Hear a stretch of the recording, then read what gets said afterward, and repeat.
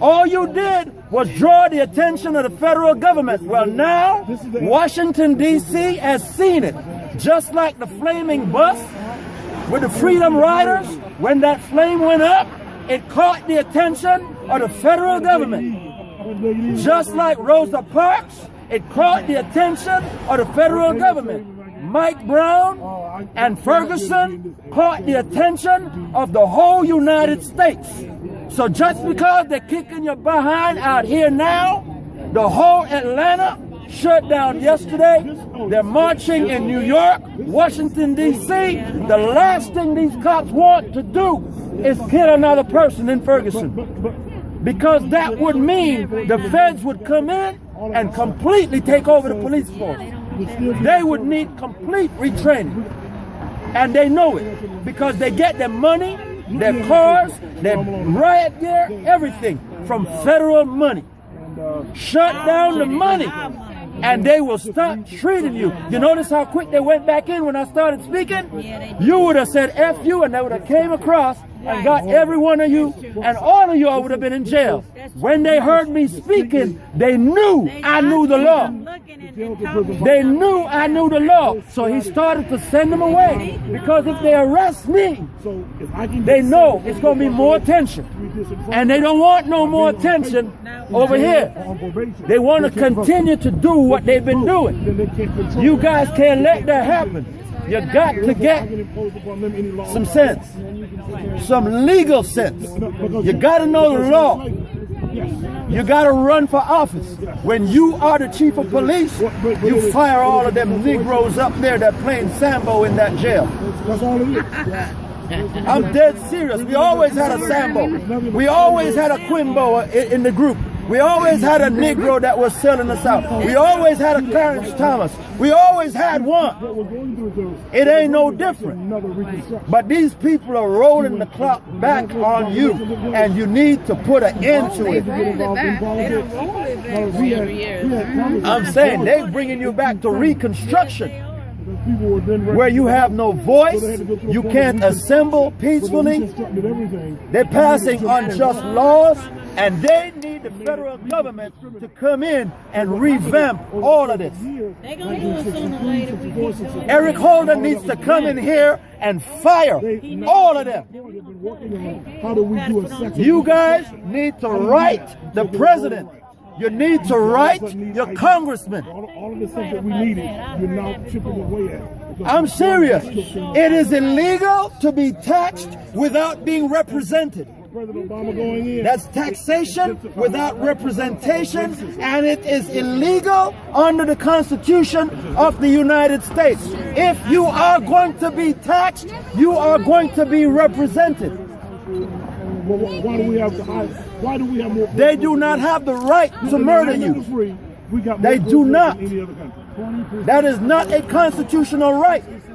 Unless you got a gun, shoot at them. You have not threatened them. You have not done anything to them. What they're doing is the scare tactics that they used to do back in Mississippi back in the day. They're taking you and taking East Emmett Till, and they're tying you up and putting the rest of you running in fear. Now what? If you're really going to do something about their jails, you flood it. You do like Occupy. You tweet everybody and you get hundreds of thousands down here by bus and car. You get your pastors to get other people to come down here to join with you because they don't have the capacity in their jails. Not only that, it will cost them a lot of money if you don't plea bargain, because they have to pay their officers. They have to pay their DA. They have to pay with the money. Shut down the money. Shut down the money. Hear me when I say that.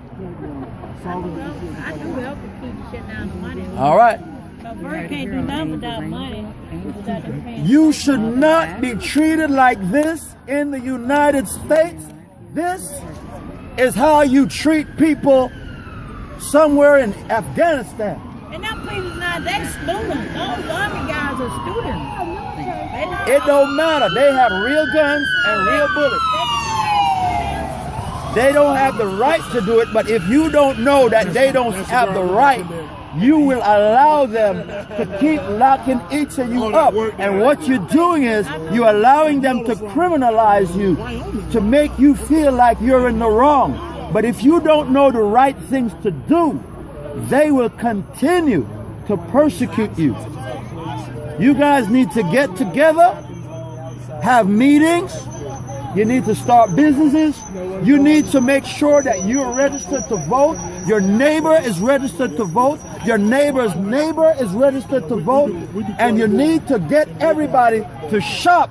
I don't know what you might do. I don't know what he might do. But certainly you got a business that you, if he does hair, you give your Christmas gift as a $10 gift card to let him cut somebody's hair. You keep all the money in your own community. Stop funding your oppression. This is crazy right here. This is crazy. I've never seen. I've been to Texas, Colorado, New York, New Jersey, DC, Alabama.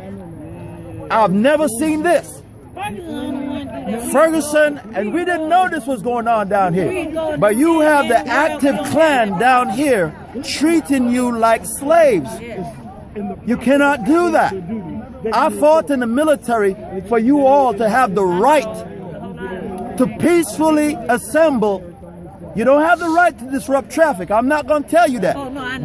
That's resistance. And I understand that. I'm not telling you to do or not to do. What I'm saying is, Dr. King already talked about being disobedient or being antagonist to an unjust or unjust law. So that's why you have things like the lunch counter sit-ins, going in and challenging a law that's unjust. Standing in the street is not challenging a law. What you guys did was you got the attention of the federal government. The federal government is now looking at Ferguson. It's looking at all police officers across the United States. No matter how long ago it was that they killed somebody. They're looking at the officers now. They have to be retrained. The young man that got shot in Cleveland, Ohio, the 12-year-old boy, they are finding out that the officer that shot him was incompetent to be on duty. The officer left the last job he was about to be fired from to go to a new police station. And they did not do a background check on him. I am sure they're doing the same thing here. And what they are doing is they are exploiting your ignorance of the law. Register to vote. Vote in a new mayor. Run for mayor. Vote in a new mayor. Fire the police chief. He comes in and fires all the police. And all of them have to reapply for a job. And you train them. You do it all over again. That district attorney that botched that Mike Brown case, that person is voted into office. Vote them out. He was ran unopposed. Vote them out. They ran unopposed because you're not registered to vote. Because nobody is running for office. Vote them out of office. Vote the governor out of office. That's a given. Okay? Then when that happens, you control the funding and you control the power. You don't have to sit here and suffer under a Jim Crow law and a Jim Crow state. That's what they're doing now. They're rolling back the clock on people, people of color in particular, in Ferguson. Black Lives Matter. Yes, sir.